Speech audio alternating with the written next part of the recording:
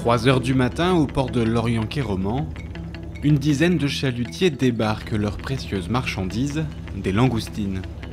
Aujourd'hui, ce sont plus de 2 tonnes de langoustines vivantes qui seront vendues à la criée, en direction des étals du Grand Ouest et de Rungis. Si le crustacé est un des symboles du port de Lorient depuis des décennies, les méthodes de pêche ont bien changé. Quand on écoute les anciens, c'est vrai qu'on pêchait tout ce qu'on trouvait et qu'on en rejetait la moitié. Donc sur le gâchis en termes de poissons, il y avait quand même une réalité. Aujourd'hui, on est vraiment sur cette logique-là de préservation de la ressource. Tout le monde a compris que la ressource était une richesse et qu'il fallait la gérer de manière intelligente. En 2018, les quotas de pêche de langoustines fixés par l'Europe ont été revus à la baisse. 3600 tonnes de crustacés peuvent être prélevées dans le golfe de Gascogne pour 180 bateaux avec licence. Mais une pêche durable ne se limite pas au respect des quotas.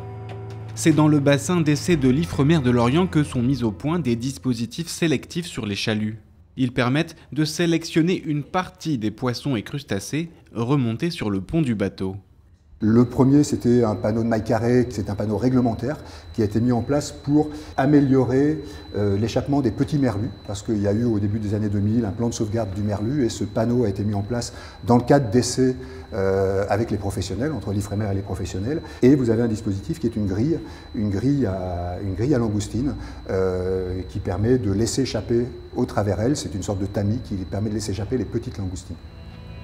Préserver les jeunes crustacés est un enjeu majeur pour la gestion de la ressource.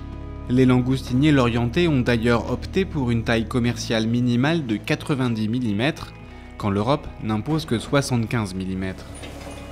Les rejets de pêche en mer sont normalement interdits par réglementation européenne, mais la profession a obtenu une dérogation pour remettre à l'eau les jeunes crustacés pris dans les chaluts. Cela grâce à un système de remise à l'eau qui assure un bon taux de survie des juvéniles. Tous les bateaux en sont équipés depuis 2017. La profession au sens large a souhaité équiper les navires de goulottes, qui sont des dispositifs de remise à l'eau rapide des langoustines, qui permettent que les langoustines hors taille puissent retourner immédiatement à l'eau. C'est un toboggan globalement qui relie la table de tri à l'eau directement, qui permet du coup au fur et à mesure du tri que les langoustines rejoignent leur milieu au fur et à mesure. Un exemple de pêche durable qui fait encore figure d'exception dans la gestion de la biomasse des mers et des océans. Au niveau mondial, 31% des stocks de poissons seraient surexploités.